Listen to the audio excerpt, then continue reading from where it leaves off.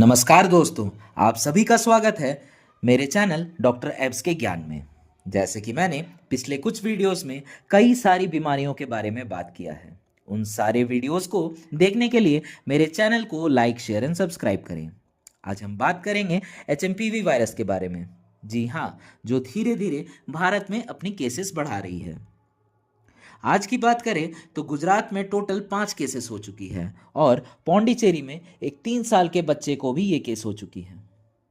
आइए देखते हैं क्यों ये संक्रमण इतना तेजी से बढ़ रहा है। क्या है human metapneumovirus? Human metapneumovirus HMPV एक वायरस है जो आमतौर पर सर्दी जैसे लक्षण पैदा करता है। आपको खांसी, घरघराहट हो सकती है, नाक बह सकती है या गले में खराश हो सकती है। अधिकांश मामले हल्के होते हैं, लेकिन छोटे बच्चों, 65 वर्ष से अधिक उम्र के वयस्कों और कमजोर प्रतिरक्षा प्रणाली वाले लोगों में गंभीर बीमारी का खतरा अधिक होता है। क्या एचएमपीवी आम है? जी हाँ, ज्यादातर लोगों को यह 5 साल की उम्र से पहले हो जाता है। ह्यूमन मेटान्यूमो वायरस एक वायरस है जो आमतौर पर सामान्य सर्दी के समान लक्षण पैदा करता है। यह अक्सर ऊपरी श्वसन संक्रमण, रेस्पिरेटरी इन्फेक्शन का कारण बनता है, लेकिन कभी कभी यह निमोनिया, अस्थमा जैसे निचले श्वसन संक्रमण का कारण बन सकता है। यह chronic obstructive pulmonary disease COPD को बदतर बना सकता है। एचएमपीवी संक्रमण सर्दियों और शुरुआती वसंत में अधिक आम है। अधिकांश लोगों को 5 वर्ष की आयु से पहले एचएमपीवी हो सकता है। आपको दोबारा एचएमपीवी भी हो सकता है, लेकिन आपके पहले संक्रमण के बाद लक्षण आमतौर पर हल्के होते हैं। जी हाँ, क्या मानव मेटान्यूमो वायरस सिर्फ सर्दी है? आइए देखते हैं। ह्यूमन मेटान्यूमो वायरस अक्सर सर्दी जैसे लक्षण पैदा करता है, लेकिन कुछ लोग बहुत बीमार हो सकते हैं। पहली बार एचएमपीवी प्राप्त करने पर आपके गंभीर रूप से बीमार होने की संभावना अधिक होती है। यही कारण है कि छोटे बच्चों में गंभीर बीमारी का खतरा अधिक होता है। आपको अपने पहले संक्रमण से कुछ सुरक्षा प्रतिरक्षा मिलती है और फिर यदि आपको दूसरा एचएमपीवी संक्रमण होता है तो हल्के सर्दी जैसे लक्षण होने की संभावना अधिक होती है। 65 वर्ष से अधिक उम्र के वयस्कों और सांस लेने में समस्या या कमजोर प्रतिरक्षा प्रणाली वाले लोगों में भी गंभीर लक्षण के कारण हो सकते हैं।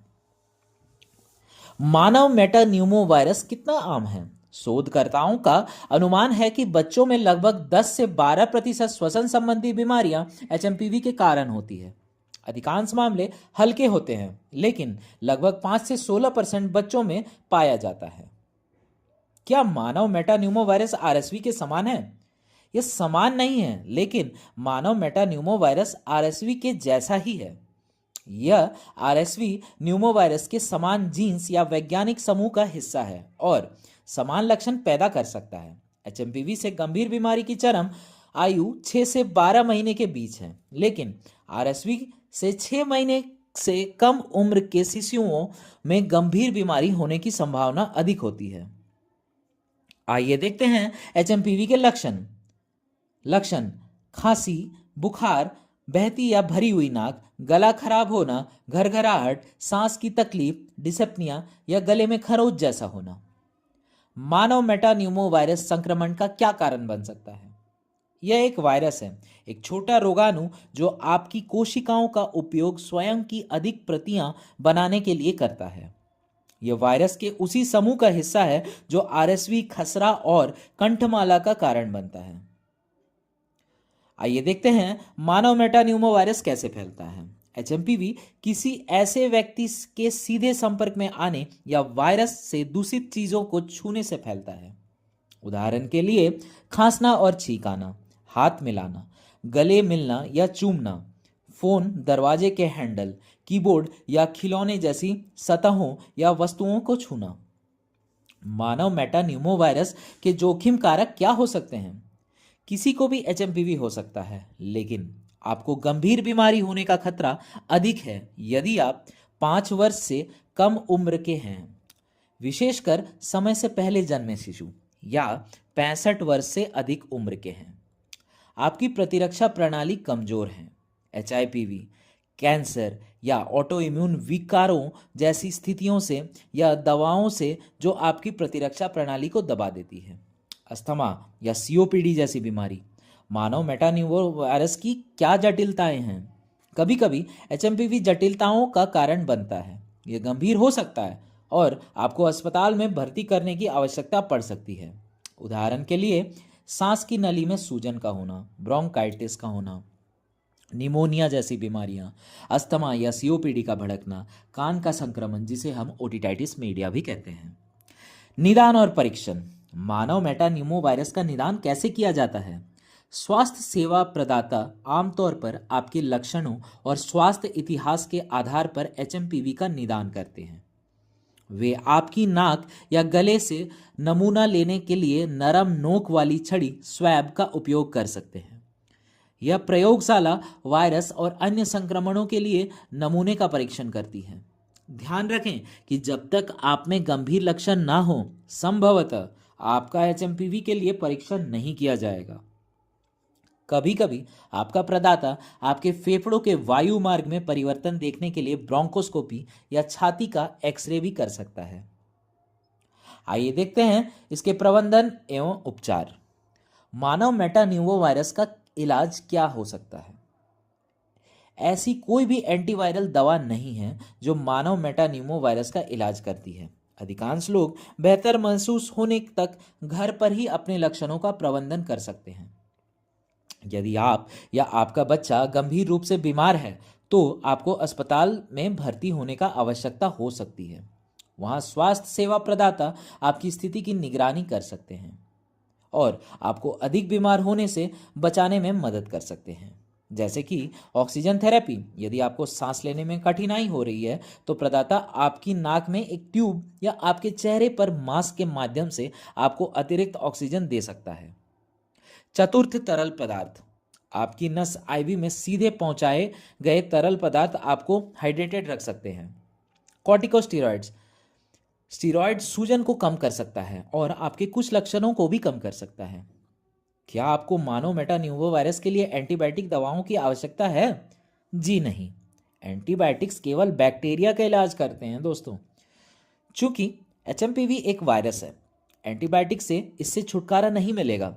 कभी कभी जिन लोगों को एचएमपीवी से निमोनिया हो जाता है उन्हें उसी समय जीवन संक्रमण, द्वितीयक संक्रमण भी हो जाता है। यदि आपका प्रदाता एंटीबायोटिक्स लिखता है तो यह किसी भी द्वितीयक संक्रमण को इलाज करने के लिए होगा। आइए देखते हैं इसके रोकथाम। क्या आप मानव मेटान्यूमो वायरस संक्रमण को रोक सकते हैं? आप एचएमपीवी और अन्य संक्रमण रोग होने के जोखिम को कम कर सकते हैं। अपने हाथ बार बार साबुन और पानी से धोएं। यदि आप साबुन और पानी का उपयोग करने में सक्षम नहीं हैं तो अल्कोहल आधारित हैंड सैनिटाइजर का उपयोग करें। जब आप छींकते हैं या खांसते हैं तो अपनी नाक और मुंह को ढकें। जी हाँ, अपनी कोहनी से, अपने नंगे हाथ से नहीं। जब आप सर्दी या अन्य संक्रमण बीमारियों से पीड़ित हों तो अन्य लोगों के आसपास रहने से बचें।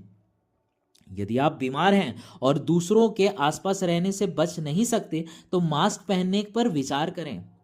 अपने चेहरे, आंख, नाक और मुंह को छूने से बचें। भोजन या खाने के बर्तन, कांटे, चम्मच, कप दूसरों के साथ साझा न करें। आइए देखते हैं इसके आउटलुक। पूर्वानुमान। मानव मेटान्यूमो वायरस कितने समय तक रहता है? मानव मेटान्यूमो वायरस के हल्के मामले आमतौर पर कुछ दिनों से लेकर एक सप्ताह तक रह सकते हैं। यदि आप बहुत बीमार हैं तो बेहतर महसूस करने का संभवतः अधिक समय लगेगा। आपको खांसी जैसे दीर्घकालिक लक्षण भी हो सकते हैं जिन्हें दूर होने में अधिक समय लगता है। अब सवाल है, आप अपना ख्याल कैसे रखें? आप घर पर एचएमपीवी के हल्के सर्दी जैसे लक्षणों का प्रबंधन किस प्रकार कर सकते हैं? आइए देखते हैं। निर्जलीकरण को रोकने के लिए बहुत सारे तरल पदार्थ पीना चाहिए। अपने लक्षणों में राहत के लिए दर्द निवारक, डिकंजेस्टेंट और कफ सप्रेसेंट जैसी ओवर द काउंटर दवाएं जरूर लेना चाहिए। बच्चों के लिए अपने बाल रोग विशेषज्ञ से पूछें, क्योंकि कुछ दवाएं हैं जो वयस्कों के लिए ठीक हैं, बच्चों के लिए सुरक्षित नहीं होती। आपको अपने स्वास्थ्य सेवा प्रदाता से कब मिलना चाहिए? अगर आप या आपके बच्चों को 3 दिन से अधिक बुखार ये उसके लक्षण हैं दिख रहे हैं तो उनके आप नज़दीकी स्वास्थ्य सेवा प्रदाता से जरूर मिलें।